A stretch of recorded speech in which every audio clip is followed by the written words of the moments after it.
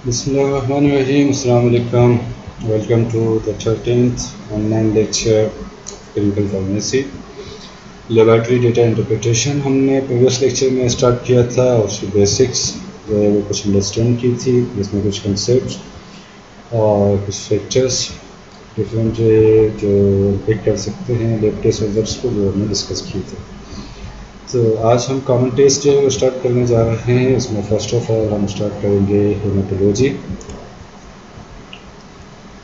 Common test में हमारे पास हेमाटोलॉजी है, यूरिन एनालिसिस एंड इलेक्ट्रोलाइट्स है और मेटाबॉलिक प्रोफाइल है। तो इसमें से हम haematology and urine analysis and electrolytes लाजमी कर देंगे।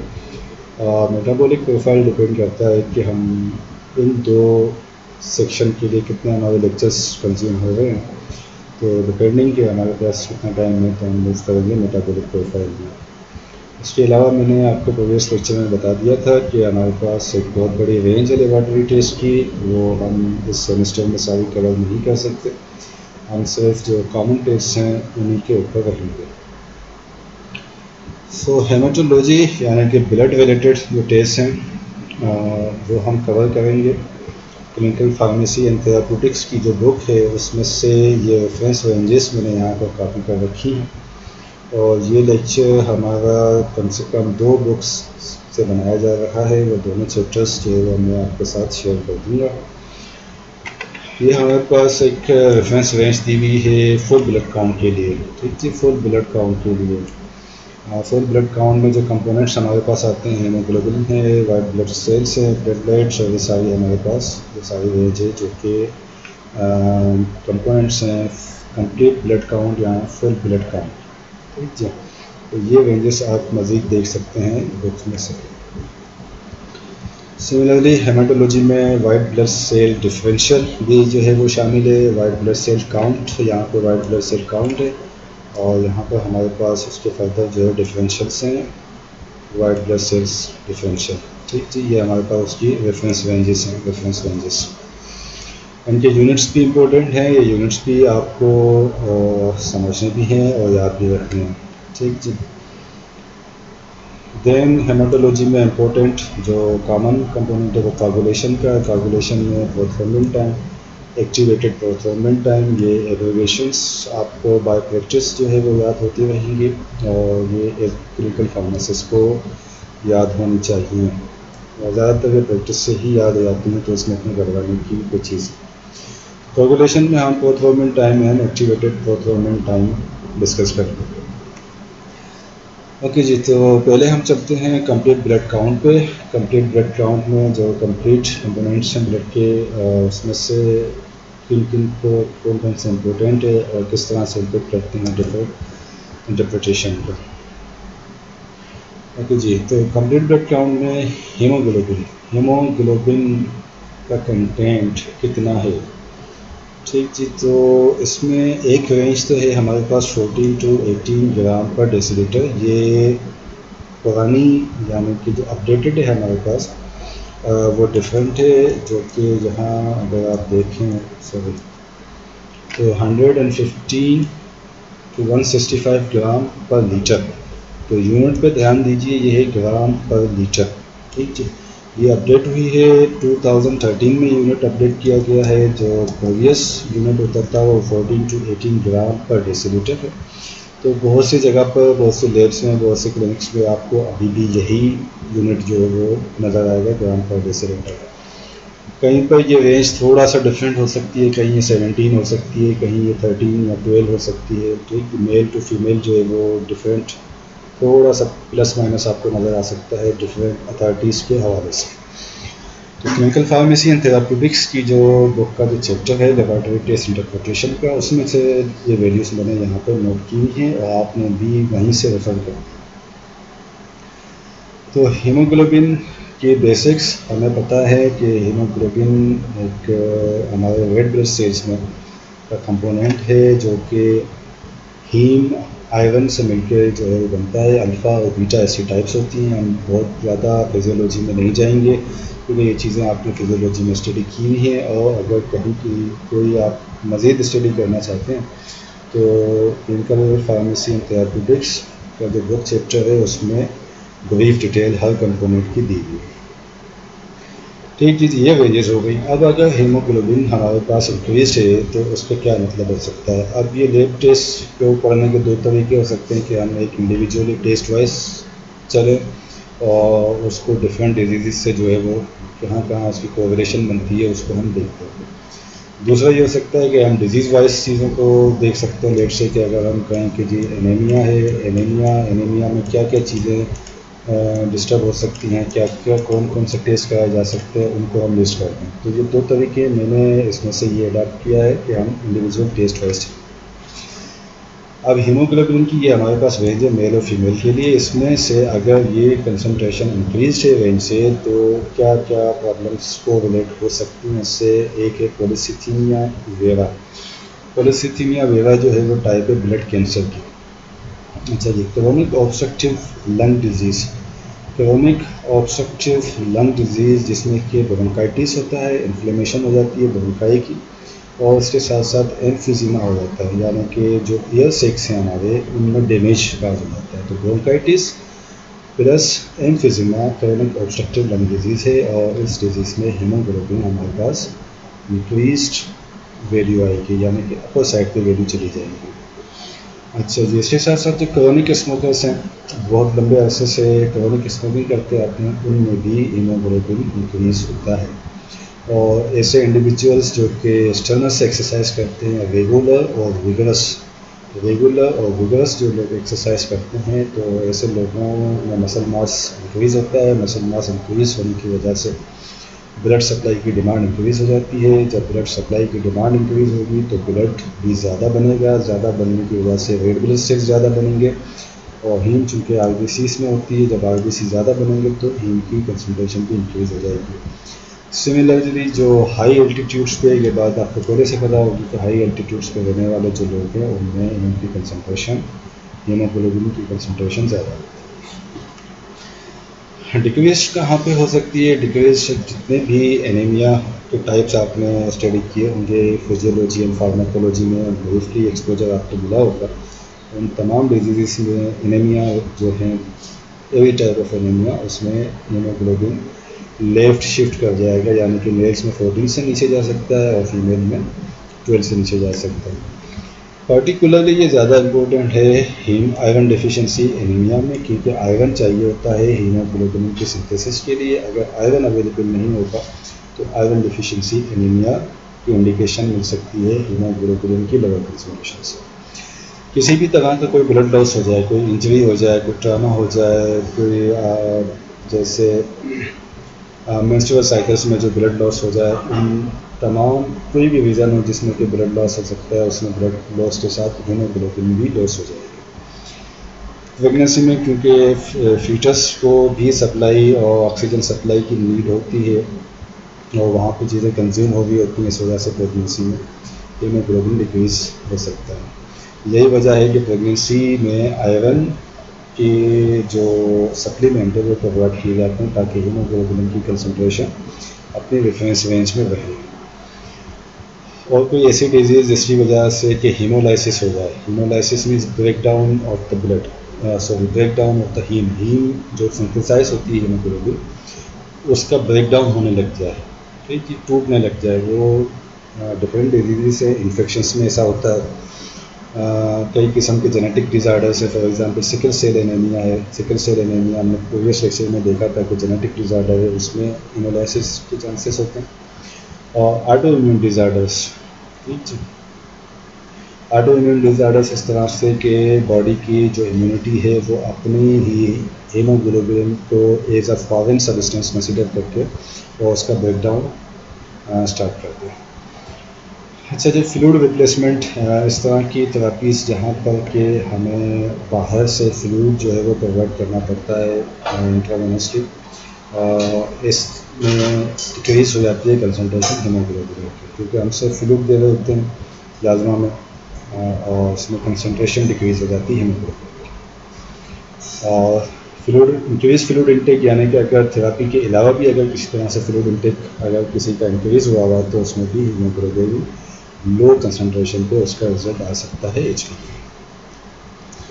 ठीक जी, एच पी हमने देख लिया। Mean cell H P, mean cell H P से हमारा मतलब ये है कि आर बी सी में एवरेज वेट कितना है हीमोग्लोबिन का। यहाँ पर हमारे पास हीमोग्लोबिन की टोटल कंसनट्रेशन है, टोटल पिक्चर आती है ग्राम पर डेसीलीटर में। ठीक है, ब्लड के डेसीलीटर में कितना ग्राम है, यहाँ जो हमने प्रीवियस यूनिट जो अपडेटेड यूनिट है उसमें पर लीटर जो हम कंटेंट देखे हैं उस हिसाब से।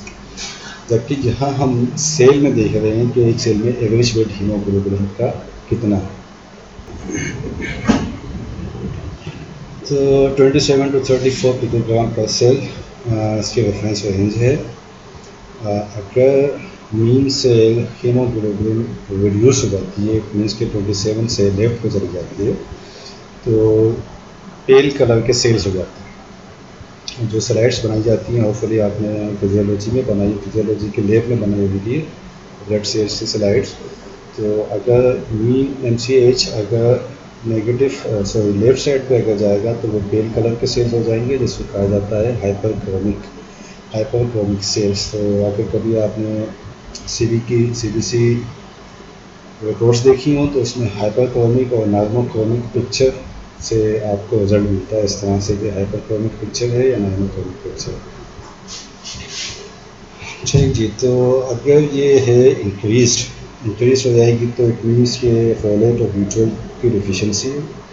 और अगर हाइपरलिपिडेमिया के पेशेंट्स हैं, कोलेस्ट्रॉल वगैरह के पेशेंट्स हैं, ऐसे पेशेंट्स में ये फाल्सली एलिवेटेड हो सकती है, यानी कि फॉल्स पॉजिटिव रिजल्ट आ सकता है इस तरह के पेशेंट्स में। और डिक्रीज होगी तो मीन्स की आयरन डिफिशिएंसी एनीमिया आएगी। एमसीएच अगर डिक्रीज होगा तो आयरन डिफिशिएंसी एनीमिया इंडिकेशन इसमें मिल सकती है।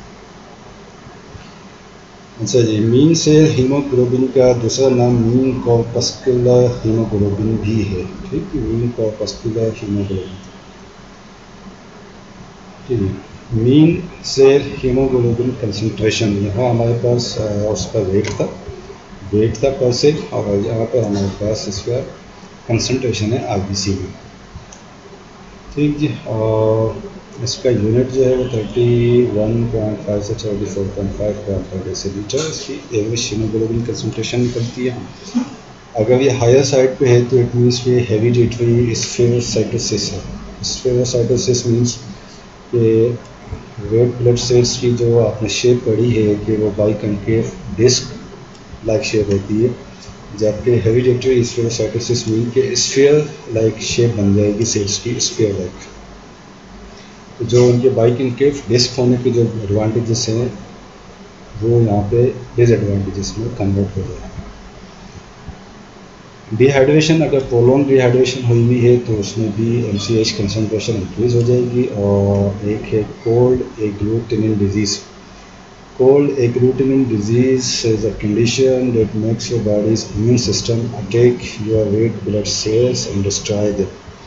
RBCs को immune system अटैक करके डिस्ट्रॉय कर देता है, और ये कंडीशन ट्रिगर होती है कोल्ड में, कोल्ड वेदर में, कोल्ड टेम्परेचर्स में।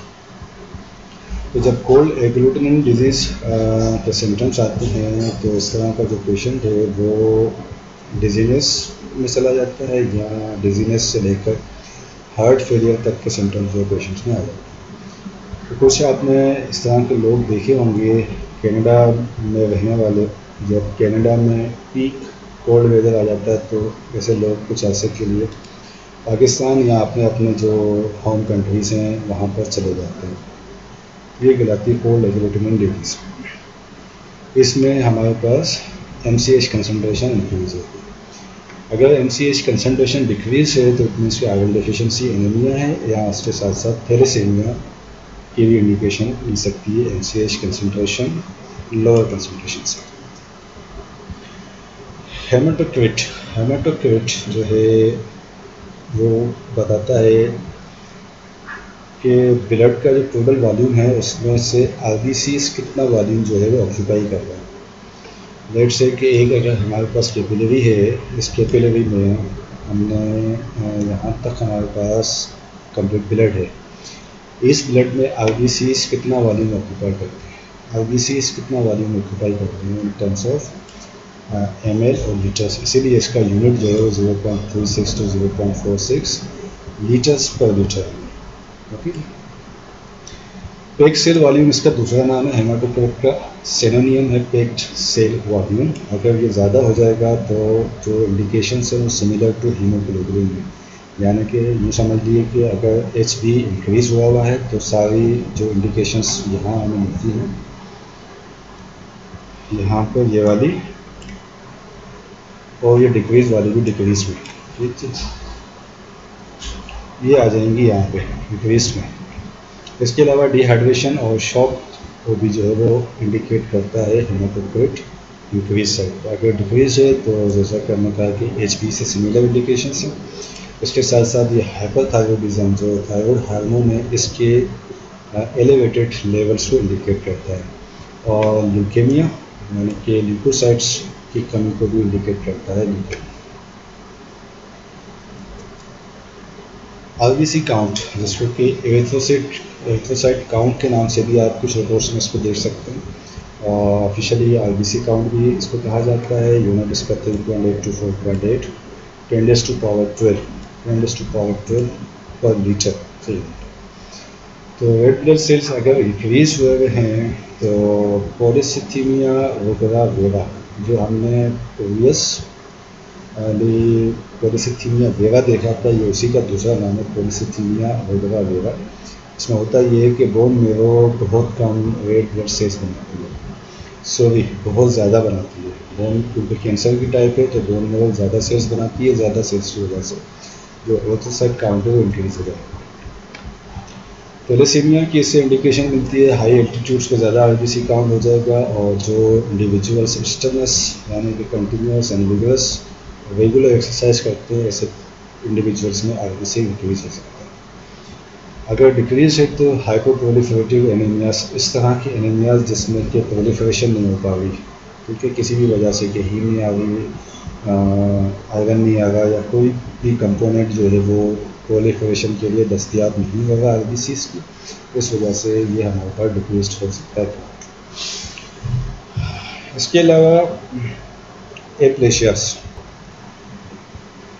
एप्लेसिया इंडिकेट करता है कि बोन में वो आरबीसीज नहीं बना पा रही है। इसके दो रीजंस हो सकते हैं, कोई डिजीज़ हो सकती है यानी कि इडियोपैथिक, और कुछ ड्रग इंड्यूस्ड भी जो है इसकी रीजंस हो सकती हैं, जैसे कि ड्रग इंड्यूस्ड में कीमोथेरेपी में फिर आरबीसीज नहीं बना पा रही होती बोन में वो, जिसकी वजह से आरबीसी काउंट लो हो जाता है। अच्छा जी, एक इन्फेक्शन है पेरोवायरस B19 इन्फेक्शन, इस इन्फेक्शन की वजह से भी नहीं बना पाती। इसको आप चेक करें कि ये पाकिस्तान में होता है, कितना होता है कितना नहीं होता है, इसको आप चेक करें। ठीक जी, फीमेल्स में मेंस्ट्रुअल ब्लीडिंग की वजह से जो ब्लड लॉस होता है तो ऑब्वियसली जो आरबीसी काउंट है वो भी डिक्रीज हो जाएगा। देन रेटिकुलोसाइट्स आरबीसीज हैं जो कि इमेच्योर होते हैं, इमेच्योर फॉर्म में अवेलेबल होते हैं। इसका एक पूरा प्रोसेस है रेटिकुलोसाइटोसिस में, जो आपने फिजियोलॉजी में स्टडी किया होगा कि कितने अरसे में कितने रेटिकुलोसाइट्स कब मेच्योर होकर ब्रेन में से बाहर आते हैं। 5200 10⁻9, ठीक जी, ये इनका काउंट जो है रेफरेंस है इसमें। अगर ये इंक्रीज है यानी कि इमेच्योर आरबीसी इंक्रीज आए हुए हैं प्लाज्मा में, सीरम में, टोटल ब्लड काउंट में या फुल ब्लड काउंट में, तो इट मीन्स कि आरबीसीज की प्रोडक्शन इंक्रीज हुई है। ये प्रोडक्शन क्यों इंक्रीज हुई है, इसकी वजह कैंसर भी हो सकती है, दूसरे डिजीज़ भी हो सकती है, या रेटिकुलोसाइट्स का काउंट अगर बढ़ रहा है तो एक वजह ये भी हो सकती है कि मेच्योर एरिथ्रोसाइट्स किसी वजह से कम हो रहे हैं। ठीक जी, तो उनको हमें अकॉर्डिंगली जो है रिलेट करना होगा चीज़ों से। यहाँ हम जो इंटरप्रिटेशन सीख रहे हैं उसमें डिज़ीज़ रिलेटेड हम बहुत ज़्यादा डीप इसलिए नहीं जा पा रहे हैं कि आप लोगों ने डिज़ीज़ मॉड्यूल्स क्लिनिकल फार्मेसी की अभी स्टडी नहीं की, इस वजह से हम डीप मैकेनिज्म में अभी नहीं जा सकते, क्योंकि आपको बात डिज़ीज़ मॉड्यूल्स आपने क्योंकि नहीं किए, उनकी पैथोलॉजी वगैरह नहीं की है, तो इसलिए हम बहुत ज़्यादा डिजीज़ में नहीं जा रहे। जहाँ कुछ कॉमन चीज़ें हो सकती हैं उसकी एग्जाम्पल्स में आपको साथ साथ प्रोवाइड करता जा रहा है। हीमोलाइटिक एनीमिया वो एनीमिया जिसमें कि हीम जो है ब्रेक होने लगती है। हेमरेज हम कहते हैं किसी चोट की वजह से ब्लड लॉस होना, वो चाहे इंटरनल हो या एक्सटर्नल हो। ठीक है। और सिकल सेल डिजीज़ एक जेनेटिक डिजीज़ है जिसमें कि आरबीसी से रिलेटेड डिजीज़ है। और इसके साथ साथ अगर हमने आयरन B12 और फोलेट डिफिशिएंसी, आयरन B12 और फोलेट डिफिशिएंसी अगर हुई है तो उसमें हमने देखा था कि हीमोग्लोबिन जो है उस पर असरअंदाज होती है ये डिफिशिएंसीज। फोलेट कौन सा विटामिन है? B9। ठीक है। तो इनको ट्रीट करने के लिए जब हमने ट्रीटमेंट दी तो जो रिस्पॉन्स आएगा ट्रीटमेंट का, उस रिस्पॉन्स के तहत जो है वो आरबीसीज रेटिकुलोसाइट्स इंक्रीज हो सकती है। डिक्रीज में हमारे पास एक लंबी रेंज है, इन्फेक्शंस में हो जाते हैं, अल्कोहलिज्म में हो जाते हैं, रीनल डिजीज़ में डिक्रीज हो जाते हैं। रीनल डिजीज़ में क्यों डिक्रीज होते हैं कि रीनल जो सिस्टम है हमारा, उससे हमारा एक एरिथ्रोपोइटिन जो है वहाँ से आता है। ये एरिथ्रोपोइटिन आरबीसी का जो सिंथेसिस का जो जनरेशन का जो पूरा एक स्कीम है, उस स्कीम में एरिथ्रोपोइटिन काम होता है। तो अगर रीनल डिजीज़ में की वजह से किडनी डैमेज हुई होगी और किडनी से एरिथ्रोपोइटिन नहीं आ रहा होगा तो ऑब्वियसली रेटिकुलोसाइट से डिक्रीज होगी। इसके अलावा कोई और टॉक्सिन्स, कोई केमिकल टॉक्सिन अगर से एक्सपोजर हो गया हो तो भी डिक्रीज हो जाएंगे रेटिकुलोसाइट्स। आयरन डिफिशिएंसीज, यहाँ अगर जो आयरन डिफिशिएंसीज किसी और वजह से हुई भी हैं, उन आयरन डिफिशिएंसीज को अगर हम ट्रीट नहीं कर रहे तो भी रेटिकुलोसाइट्स का काउंट डिक्रीज आएगा। और ये एक एग्जाम्पल है हमारे पास मेडिकेशन रिलेटेड प्रॉब्लम की, कि आयरन डिफिशिएंसी है और अगर ट्रीट नहीं हो रही तो ये मेडिकेशन रिलेटेड प्रॉब्लम है जिसको कि क्लिनिकल फार्मासिस्ट ने आइडेंटिफाई करना है और उसको आंसर करना है। Drug induce bone marrow suppression, किसी ड्रग्स की वजह से बोन मेरो काम करना छोड़ दे, इसकी एक एग्जांपल जो कॉमन एग्जांपल है वो कीमोथेरेपी है। इसके अलावा एनसेट्स, डिफरेंट एनसेट्स आपकी पूरी क्लास स्टडी कर रखी होगी फार्माकोलॉजी में, लेकिन एनसेट्स में कॉमन नहीं होता है, रेयर केसेस में होता है। देन मीन सेल वॉल्यूम, जो एक सेल है हमारा आरबीसी, उसका वॉल्यूम कितना है। ठीक जी। तो एवरेज वॉल्यूम एरिथ्रोसाइट का हमारे पास है और ये आता है हमारे पास फेमटोलीटर, इसका यूनिट है फेमटोलीटर, यानी कि 10⁻⁻15, 10⁻⁻15। ठीक जी। अगर ये इंक्रीज़ है तो फोलेट B12 डिफिशिएंसी है। अल्कोहल का यूज़ करने वाले जो इंडिविजुअल्स हैं उनमें ये इंक्रीज़ हो जाता है साइज मीन सेल वॉल्यूम, या mean cell volume it means कि सेल का साइज ही वो इंडिकेट कर रहा होता है। क्रोनिक लिवर डिजीज़ जैसे कि हेपेटाइटिस है और बहुत सारी क्रोनिक लिवर डिजीज़ है, उनमें कम इंक्रीज़ हो जाता है मीन सेल वॉल्यूम। हाइपोथायरॉयडिज्म, यानी कि जो थायराइड हार्मोन है उसकी कंसनट्रेशन कम हो जाए बॉडी में तो भी मीन सेल वॉल्यूम इंक्रीज़ होने लगता है। और सिल्वरब्लास्टिक एनीमिया, सिल्वरब्लास्टिक एनीमिया वो एनीमिया है कि आयरन बॉडी में मौजूद तो होता है लेकिन किसी वजह से हीमोग्लोबिन बनने में यूटिलाइज नहीं हो पा रहा होता है, उसको कहते हैं सिल्वरब्लास्टिक एनीमिया। तो एक हमारे पास आयरन डिफिशिएंसी एनीमिया है जिसमें कि आयरन डेफिशिएंट होता है, बॉडी में अवेलेबल नहीं होता।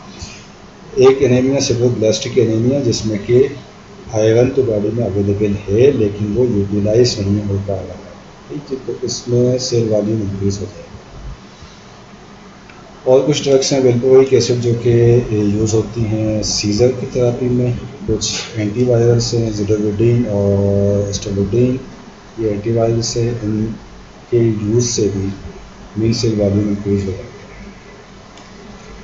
अगेन डिक्रीज कहाँ कहाँ हो सकता है? आयरन डिफिशिएंसी में, हीमोलाइटिक एनीमिया में, थैलेसीमिया में और लीड पॉइजनिंग।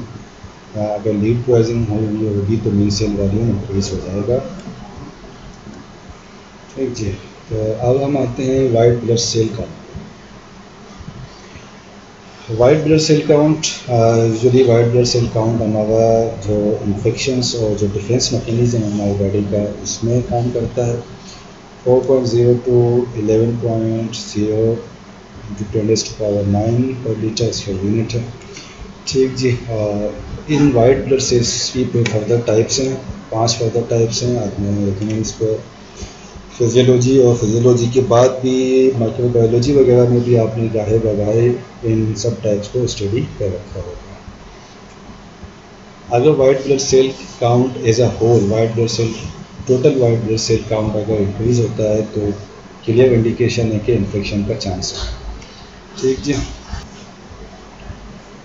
सिमिलरली ल्यूकेमिया एक ब्लड कैंसर टाइप है, ब्लड कैंसर है तो कैंसर की वजह से इंक्रीज प्रोडक्शन हो रही होगी वाइट ब्लड सेल्स की भी, और किसी किस्म का ट्रॉमा हो जाए तो ट्रॉमा यानी कि इंजरी में भी आपको पता है कि इन्फ्लेमेशन का प्रोसेस चूँकि इनिशिएट हो जाता है तो ये वाइट ब्लड सेल्स की सिंथेसिस जनरेशन इंक्रीज होने लगती है बॉडी में in response to the trauma.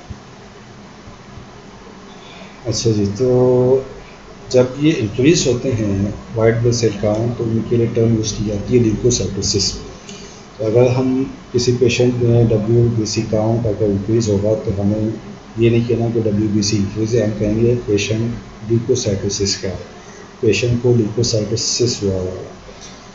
ठीक जी। और कहाँ इंक्रीज हो सकता है? थायराइड स्टोन, कुछ ऐसे रीजन्स, ऐसी डिजीज़ होती हैं जिसमें कि थायराइड जो है वो एक बहुत सफिशेंट एक्स्ट्रा क्वांटिटीज़ में बॉडी में रिलीज़ होने लगता है, इसके जो थायराइड स्टोन होते हैं, और इसके कंसिक्वेंसेस जो है इसके वो बहुत ज़्यादा सीवियर है।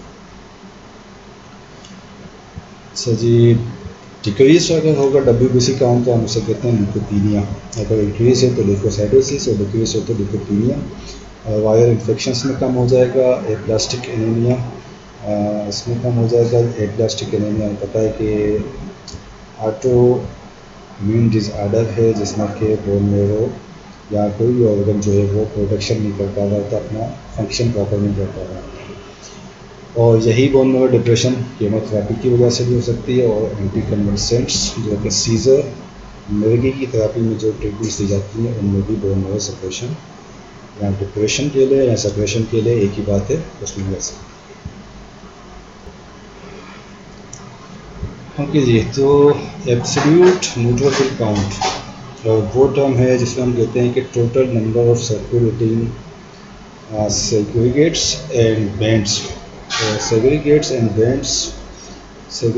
बैंड्स शायद हमने यहाँ मेंशन किया है। ठीक है, यहाँ हम ये कह सकते हैं कि सेग्रीगेट्स जो है वो मैच्योर वाइट ब्लड सेल्स होते हैं, और जो बैंड्स होते हैं वो इमेच्योर होते हैं, यानी कि उनका जो न्यूक्लियस है वो डेवलप नहीं हुआ होता, उसे कहते हैं बैंड्स। जो इमेच्योर वाइट ब्लड सेल्स हैं डेट आर बैंड्स, जो इमेच्योर और mature completely mature white blood sales हैं डेट आर सेग्रीगेट्स और सेट्स।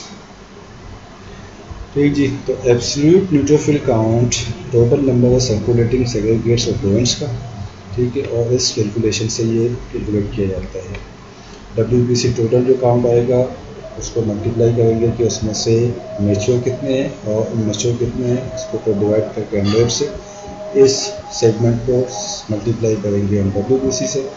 तो ये वैल्यू अगर हमारे पास 500 से कम आती है तो इट मीन्स कि पेशेंट सब्सटेंशियल रिस्क पे है इन्फेक्शन की, यानी कि किसी वजह से, या अगर पेशेंट केमोथेरेपी पे है, किसी और मेडिसिन ऐसी मेडिसिन को चल रहा है जिसकी वजह से कि ये ANC एब्सोल्यूट न्यूट्रोफिल काउंट 500 से बिलो हो गया है, तो इसका मतलब ये है कि पेशेंट को अब किसी भी वक्त इन्फेक्शन हो सकता है क्योंकि उसका डिफेंस मैकेनिज़्म डिस्टर्ब हो गया है। ठीक है जी, तो इसके नतीजे में हम क्या कर सकते हैं कि पेशेंट को प्रोफाइलेक्टिक एंटीबायोटिक थेरेपी दी जा सकती है कि वो पेशेंट के इन्फेक्शन होने को प्रिवेंट कर सकते हैं। ठीक जी, तो हमारा कंप्लीट बैकग्राउंड जो है वो तकरीबन हो गया है। WBC डिफरेंशियल हम देख लेते हैं। डिफरेंशियल सबसे पहले जो सबसे ज़्यादा कॉमन है डेटा न्यूट्रोफिल्स में सेग्रीगेट्स 36 to 73% होते हैं, यानी कि जो total white blood sales count है उसका 36 to 73% न्यूट्रोफिल्स होते हैं एज सेग्रीगेट्स मैच्योर सेल्स, और जो बैंड्स होते हैं वो 3 to 5% होते हैं। अब ये बैंड अगर इंक्रीज़ हो जाए यानी कि 5% से अबव साइड पे चला जाए तो इसको कहते हैं लेफ़्ट शिफ्ट। ये टर्म है जो प्रीवियसली यूज़ की जाती थी जब मैनुअली रिपोर्ट्स बनाई जाती थी। करंटली आई डोंट थिंक की यूज़ होती है, लेकिन ये जो मेडिकल टर्मिनोलॉजी का हिस्सा है इसलिए आपको पता हो कि लेफ़्ट शिफ्ट का मतलब ये है कि जो बैंड्स हैं, जो इमेच्योर सेल्स हैं, वो इंक्रीज़ हो। ठीक जी। तो न्यूट्रोफिल्स ओवरऑल अगर इंक्रीज हैं तो न्यूट्रोफिलिया, और अगर डिक्रीज हैं तो न्यूट्रोपीनिया। इन्फेक्शन सबसे पहले ज़ाहिर करते हैं कि किसी किस्म का इन्फेक्शन है, कोई मेटाबॉलिक डिसऑर्डर हो सकता है, यूरेमिया और यूरिक एसिड की कंसंट्रेशन ब्लड में बढ़ जाना ये इंडिकेट कर सकता है।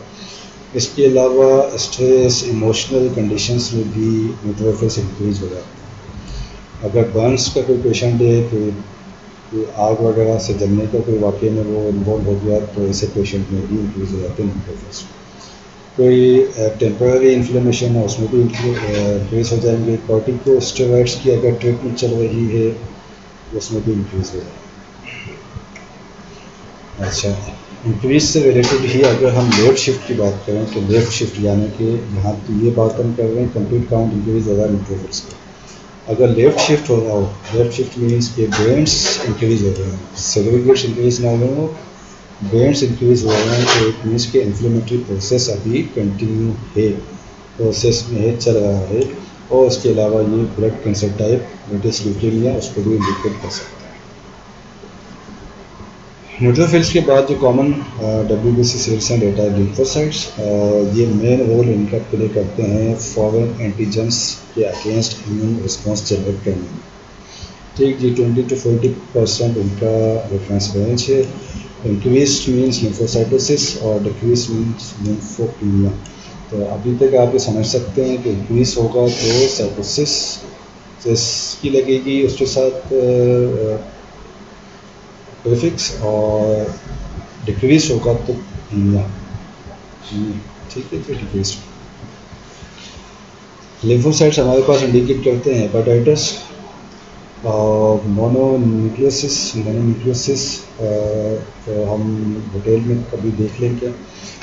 जो डिजीज से रिलेटेड है वो चिकन पॉक्स है, हर्पीस सिम्प्लेक्स है, हर्पीस जोस्टर है। तो यहाँ आप देख रहे हैं कि अदर भी जो वायरल इन्फेक्शन है उसमें भी लिम्फोसाइट इंक्रीज हो जाते हैं। ज़्यादातर वायरल इन्फेक्शन में लिम्फोसाइट हमें इंक्रीज मिलता है, और कुछ बैक्टीरियल इन्फेक्शन ऐसे होते हैं जिसमें कि लिम्फोसाइट्स इंक्रीज हो सकते हैं। जो लिम्फोपीनिया होगा, लिम्फोपीनिया इंडिकेट करेगा एक्यूट इन्फेक्शंस, टेम्पोररी जो अभी रिसेंट कोई इन्फेक्शन हुआ है उसको इंडिकेट कर सकता है।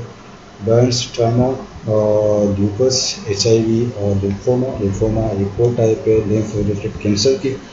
ठीक जी। HIV human immuno deficiency virus है, क्योंकि ये बहुत डेंजरस वायरस है और बहुत लंबे अरसे तक बॉडी में रहता है, इसको एलिमिनेट करना ही मुश्किल होता है। तो होते होते लिम्फोसाइट्स HIV से लड़ते लड़ते जो है वो आखिरकार कम हो जाते हैं।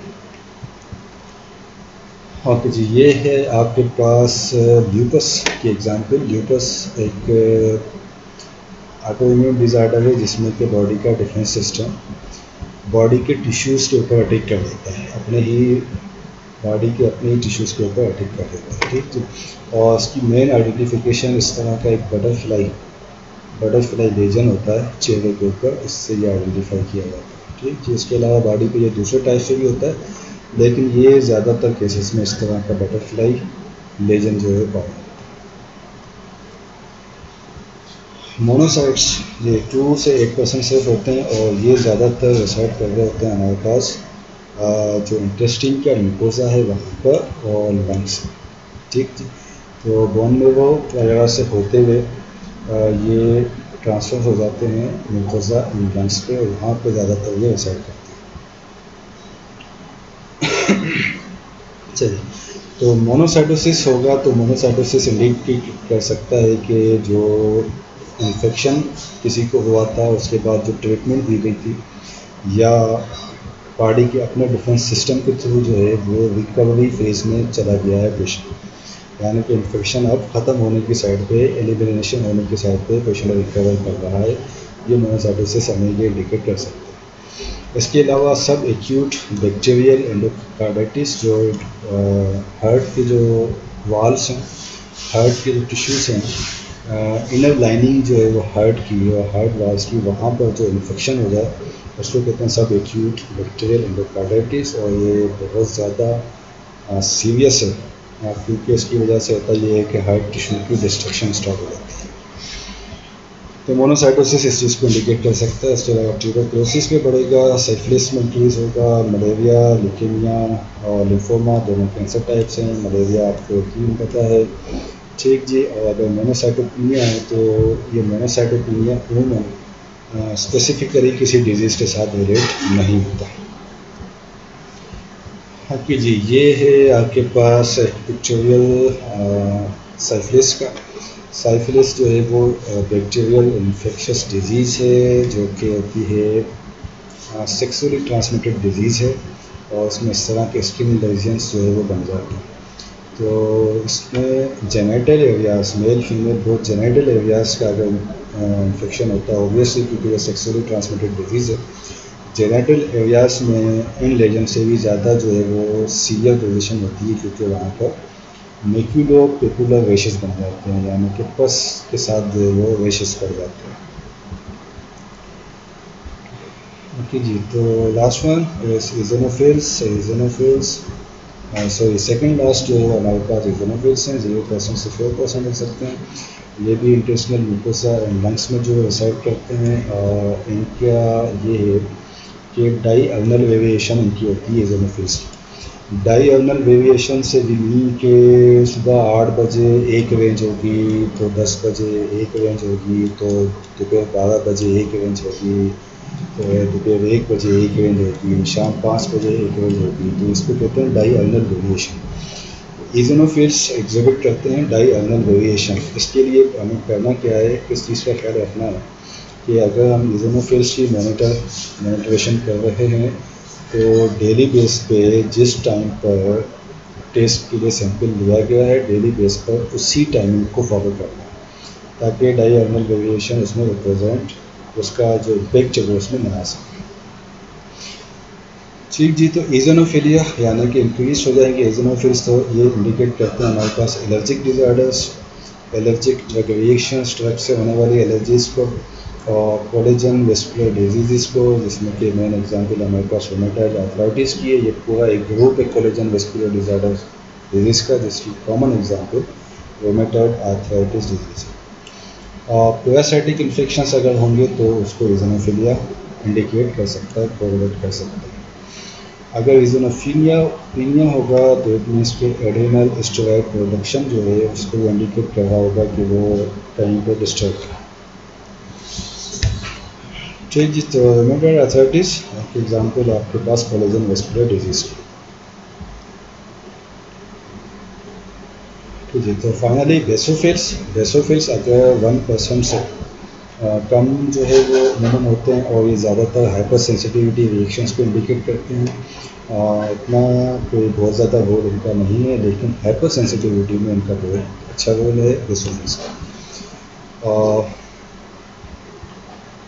अच्छा, तो इसका रिक्वेस्ट कुछ भी नहीं है, ये टाइपो पिछली स्लाइड से रह गया, इसको आप छोड़ दें, इसको आप काट दें।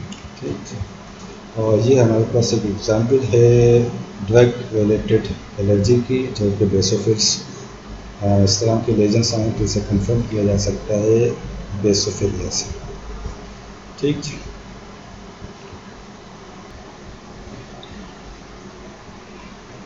ओके जी, देन वी हैव प्लेटलेट्स जो बहुत इंपॉर्टेंट पार्ट प्ले करते हैं कोगुलेशन में।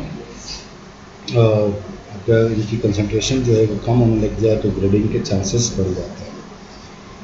ठीक जी, अगर ये इंक्रीज हो जाए तो उन्हें थ्रोम्बोसाइटोसिस या थ्रोम्बोसिथीमिया कहते हैं, और डिक्रीज हो जाए तो थ्रोम्बोसाइटोपिनिया। इंक्रीज यानी कि थ्रोम्बोसाइटोसिस को कोरिलेट किया जा सकता है इन्फेक्शन से। स्प्लेनेक्टोमी यानी कि स्प्लीन जो है वो रिमूव हुई हो सर्जरी के थ्रू।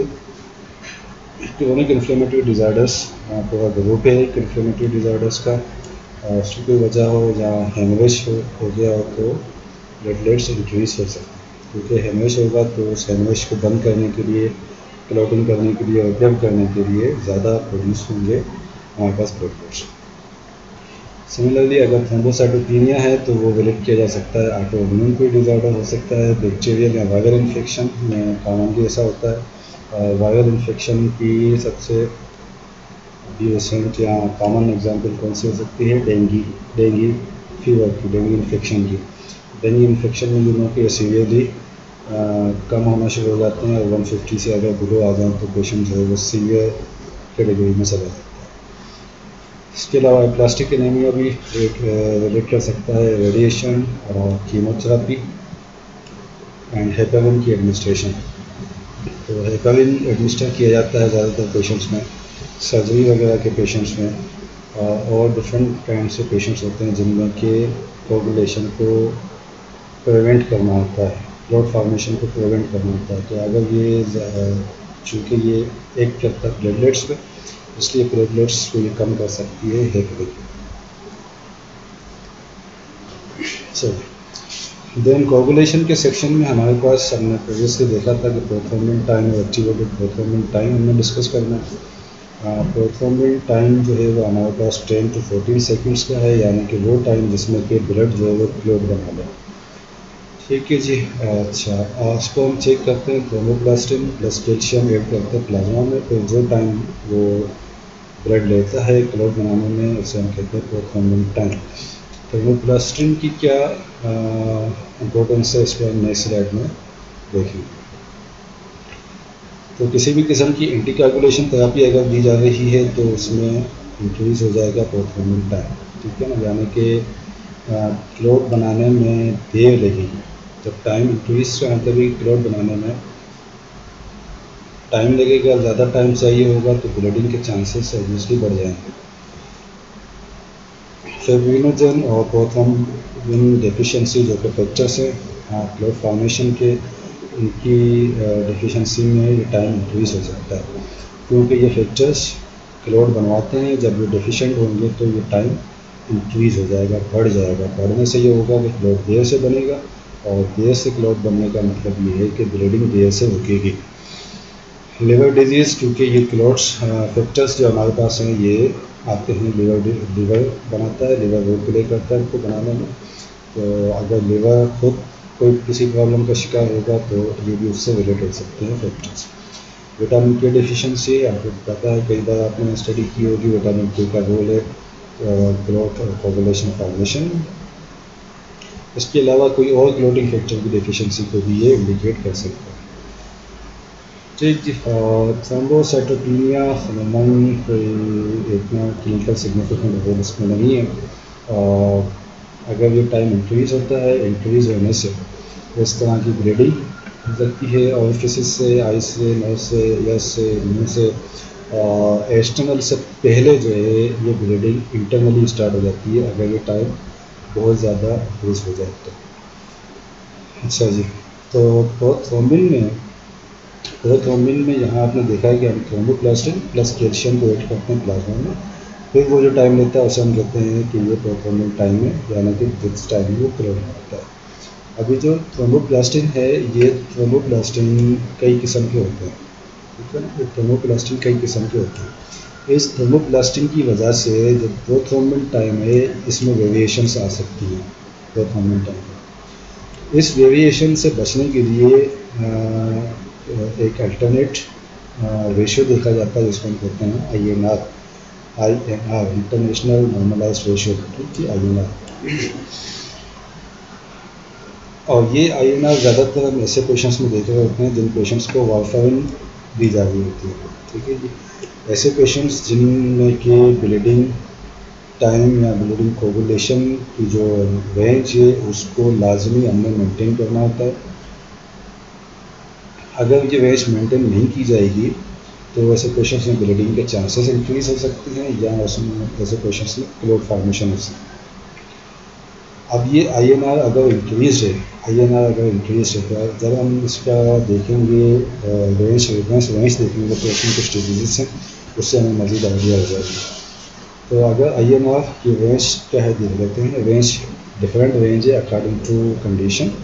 2.5 से 3.5 मैकेनिकल हार्ट वाल्व्स अगर पेशेंट्स को लगाए गए हैं तो ऐसे पेशेंट्स में INR 2.5 से 3.5 तक मेंटेन रखनी होती है।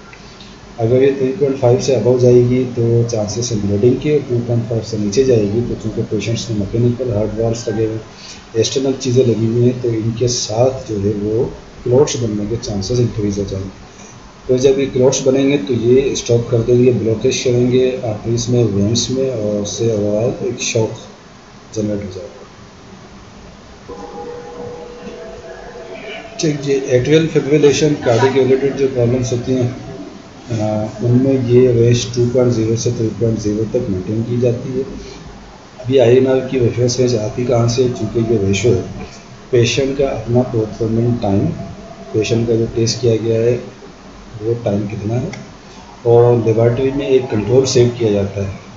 जैसे कि हम कंट्रोल क्लिनिकल ट्रायल की जैसे हमने स्टडी किया था, ये कंट्रोल एक जिससे कि हम चीज़ को कंपेयर कर सकें, तो वो कंट्रोल वैल्यू जो है वो लेबॉर्ट्री में सेट कर रखी होती है, उससे डिवाइड किया जाता है, और एक इंटरनेशनल सेंसिटिविटी इंडेक्स होता है। ये इंटरनेशनल सेंसिटिविटी इंडेक्स, ये जो थर्मोप्लास्टिन यूज़ किया जा रहा है टेस्टिंग करने में, इस थर्मोप्लास्टिन का अपना इंटरनेशनल सेंसिटिविटी इंडेक्स होता है, जो कि इस थर्मोप्लास्टिन की जो भी पैकेज या लेबल होगा उसको मेंशन होता है। ये यहाँ इस इक्वेशन में रखे और फिर INR कैलकुलेट किया जाता है। सॉरी, तो ये दो रेंजेस डिफरेंट डिजीज़ के हवाले से हैं। डीप वेनस थ्रोम्बोसिस, अगर एक पेशेंट एक लंबे अरसे से बेड वेटिन है किसी भी बीमारी या किसी प्रॉब्लम की वजह से, तो ऐसे पेशेंट्स में जो दूर की जो वेंस होती हैं, पैरों के करीब की पिंडलियों में जो वेंस होती हैं, इन वेंस में थ्रोम्बस बनने के चांसेस बन जाते हैं। तो थ्रोम्बस एक तरह का क्लोट होता है जो कि ब्लॉकेज पैदा करता है वेंस में। ठीक है, तो उनको रोकने के लिए pulmonary embolism, PE means pulmonary embolism. तो लंग्स में आपको पता है कि बहुत ही फाइन जो है वो एक हमारा वेस्कुलर सिस्टम है। इस वेस्कुलर सिस्टम में अगर कोई एम्बोलिज्म बन जाता है, कोई एम्बोलाई डेवलप हो जाता है, तो वो बहुत ज़्यादा सीरियस कॉन्सिक्वेंसेस पैदा कर सकता है पेशेंट के लिए। तो उसको ट्रीट करने के लिए ये INR मेंटेन किया जाता है। ठीक जी। वेनस थ्रोम्बोसिस हमने यहाँ देखा, डीप वेनस थ्रोम्बोसिस, ये वेनस थ्रोम्बोसिस सिंपल है।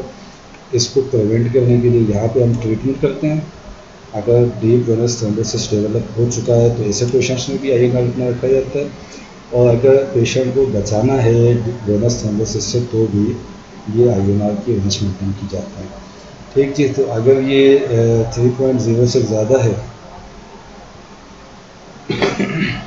3.0 से अगर ये ज़्यादा है तो इट मीन्स के सुपर ऑप्टिमल थेरापी है। तो इट मीन्स यहाँ पे गलत लिखा हुआ है। अगर INR ज़्यादा है तो इट मीन्स के ब्लीडिंग के चांसेस ज़्यादा हो जाएंगे, रेशो ज़्यादा है।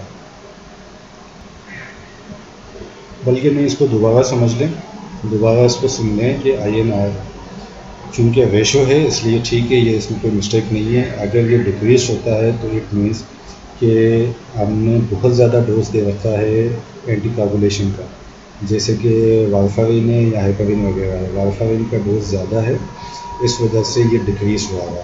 बट डिक्रीज़ है तो इट मीन्स के INR जब कम होगा तो ब्लीडिंग का रेट घट जाएगा, और अगर INR बढ़ेगा तो इट मीन्स के ब्लीडिंग का रेट कम हो जाएगा और कोगुलेशन के चांसेस इंक्रीज़ हो जाएंगे। ठीक है जी। तो अगर ये इंक्रीज़ है, ये राइट साइड पे मूव हुआ हुआ, 3 से अबव गया हुआ, तो इट मीन्स के वारफारिन का डोज हमने कम दे रखा है, या ये कोई और भी डिजीज़ डिफरेंट रिलेट की जा सकती हैं इससे। Then we have activated partial thromboplastin time, activated partial thromboplastin time जो APTT से एब्रीविएट किया जाता है। ये सेंसिटिव है कोगुलेशन पाथवे से। तो कॉमन कोगुलेशन पाथवे हमारा आपने अपने फिजियोलॉजी में स्टडी किया हो तो उससे सेंसिटिव है। इसकी रेंज 35 to 45 सेकेंड्स है, और ये वेरी करता है अकॉर्डिंग टू पार्शियल थर्मोप्लास्टिन। प्रीवियसली हमने यूज़ कर रहे थे थर्मोप्लास्टिन। एक्टिवेटेड पार्शियल थर्मोप्लास्टिन टाइम में पार्शियल थर्मोप्लास्टिन यूज़ किया जाता है, इसलिए इसको एक्टिवेटेड पार्शियल थर्मोप्लास्टिन टाइम कहा जाता है। और ये हम यूज़ करते हैं ज़्यादातर हेपेरिन की मॉनिटरिंग में। हेपेरिन एक और एंटीकोगुलेंट है, एक हमारे पास वारफारिन था, और यहाँ हमारे पास हेपेरिन की थेरापी को कंटिन्यूसली मॉनिटर करने के लिए। और हेपेरिन आपको पता है कि इन्फ्यूजन्स में ज़्यादातर दी जा रही होती है। जो सीवियर पेशेंट्स होते हैं, ICU के पेशेंट्स हैं, सर्जरी वगैरह के पेशेंट्स हैं, ऐसे पेशेंट्स में हेपेरिन एडमिनिस्टर की जाती है। वारफारिन रूटीन के पेशेंट्स में भी चल जाती है, लेकिन severe ICU admitted patients, surgical patients में हेपेरिन दी जाती है। और हेपेरिन अब ये अगर activated partial thermoplastic time increase है 45 सेकंड से अबव चला गया है, तो इट मीन्स कि जो ब्लड थिनिंग अफेक्ट है वो ज़्यादा आ रहा है। इसके नतीजे में हमें ये करना होगा कि हेपेरिन की इन्फ्यूजन जो है उसे होल्ड करना है या रिड्यूस करना है डोज को। ठीक जी, क्योंकि टाइम इंक्रीज़ हो रहा है। इंक्रीज़ होने का मतलब ये है कि कोगुलेशन में अब बहुत ज़्यादा टाइम ले रहा है, ब्लड थिनिंग इंक्रीज़ हो रही है। ब्लड थिनिंग इंक्रीज़ होने से ब्लीडिंग इंक्रीज़ हो सकती है, और हमारा कोगुलेशन के जो टेस्ट है या जो थेरापी है उसका पर्पस ब्लड कोगुलेशन प्रोफाइल को एक लिमिटेड रेंज तक मौजूद रखना होगा। अच्छा जी, अब लेट से कि अगर हेपेरिन का डोज ज़्यादा दे दिया, इतना ज़्यादा दे दिया कि ये एक्टिवेटेड पार्शियल थर्मोप्लास्टिक टाइम बहुत ज़्यादा हो गया और सिग्निफिकेंट ब्लीडिंग अगर हमारे पास हमें लग गई, तो इसका जो एंटीडोट या उसको रिवर्स करने के लिए जो है वो प्रोटामिन सल्फेट एडमिनिस्टर की जाए। और अगर ये डिक्रीज है यानी कि 35 सेकंड से लेफ़्ट की तरफ माइनस की तरफ यहाँ जा रही है, तो इट मीन्स कि हेपेरिन का डोज जो है वो कम है। ठीक है, तो अगर हम बोलस डोजेज पे इंजेक्शंस दिए जा रहे हैं तो एक और बोलस दे देना। यहाँ पे हेपेरिन का जो इन्फ्यूजन रेट है उस इन्फ्यूजन के रेट को हमने इंक्रीज़ करना। ठीक जी, तो यहाँ तक हमारी तकरीबन बात कंप्लीट हो जाती है हेमाटोलॉजी से रिलेटेड। ओके जी, तो हमने प्रीवियस लेक्चर में स्टार्टिंग में बात की थी डिफरेंशियल डायग्नोसिस पे। तो डिफरेंशियल डायग्नोसिस जो है वो किस तरह से की जाती है। अब लेट से कि हमारे पास आरबीसी का रिजल्ट आ गया कि आरबीसी जो कम हुए हुए, और हमने कहा कि अब ये एनीमिया है। चूँकि आरबीसी कम है, आरबीसी काउंट कम है, इट मीन्स कि एनीमिया है। इसके साथ ये भी हो सकता है कि हीमोग्लोबिन कम हो, लेकिन कम आरबीसी की बेस पे हम ये कह सकते हैं कि एनीमिया है। अब ये कौन सी टाइप का एनीमिया है, इसको डिटरमाइन करने के लिए अब हम दूसरी चीज़ें देखेंगे।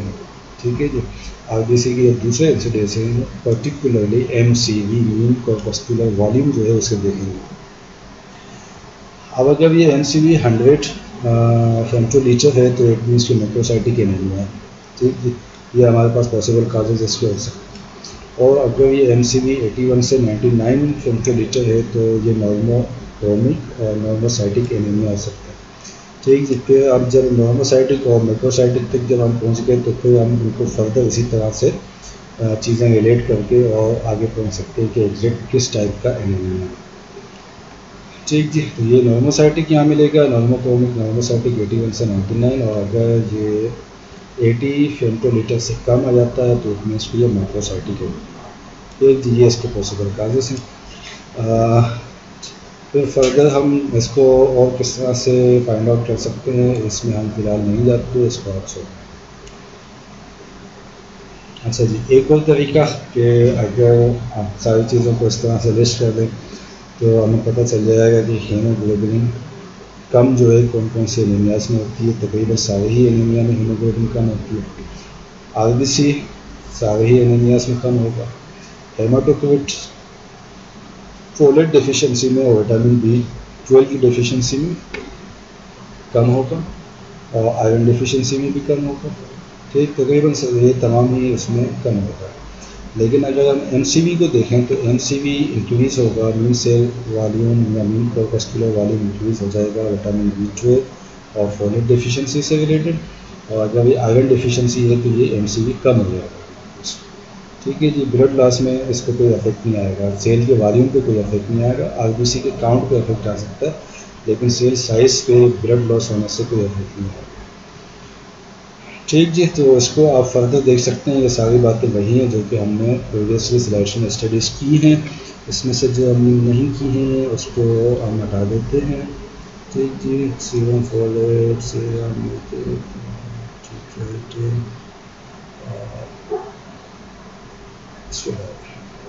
ठीक जी, ये तकरीबन सारी चीज़ें आ सकती हैं। ये वो सारी चीज़ें हैं जो कि हमने प्रीवियसली स्लाइड्स में स्टडी कर दी हैं। इनकी बेस पे आप फर्दर जो है वो सिंप्लीफाई कर सकते हैं चीज़ें। अच्छा जी, ये आपके पास एक केस है, इस केस को आपने इंडिविजुअली बेसिस पे सोल्व करना है और इसको हम वेरी सून जो है वो डिस्कस कर देंगे। ठीक जी, एक पेशेंट है, फर्जी नाम उनका मिसेस के है, 45 इयर्स एज है, जेंडर फीमेल है और अल्कोहलिक है, अल्कोहल का यूज़ करती है। ठीक जी, और एडमिट हुई है हॉस्पिटल में निमोनिया की वजह से। ओके जी। फिज़िकल एग्ज़ाम एमेसिएटेड मीन्स के देखने में ही आपको पता चल रहा है कि बहुत वीक है, एबनॉर्मली थिन है और वीक है। ठीक जी। तो एमेसिएटेड पेशेंट है, एसाइड्स यानी कि जो पेट में पानी बना हुआ है। पेट पे जब आप फिज़िकली चेक कर रहे हैं तो आपको पता चल रहा है कि पेट में पानी बना हुआ है। डिज़प्निया शार्टनेस ऑफ ब्रेथ है, डिज़प्निया मीन शार्टनेस ऑफ ब्रेथ, फीवर है, कफ है और वीकनेस है। ठीक, ये वीकनेस वो है जो कि पेशेंट खुद फील कर रहा है और ये इनिशिएटेड वो है जो उसको कि एक जो फिज़िकल चेकअप कर रहा है उसको नज़र आ रहा है कि ये एबनॉर्मली थिन है या एबनॉर्मली वीक पेशेंट है। साइनोसिस जो नीलापन कलर का चेंज हो जाना होता है, नीलाहट सी आ जाती है चेहरे पे, हाथों पे, उस तरह की भी कोई चीज़ नहीं है। जॉन्डिस नहीं है यानी कि आंखों में जो पीलापन आ जाता है और jaundice itself is a disease वो नहीं है।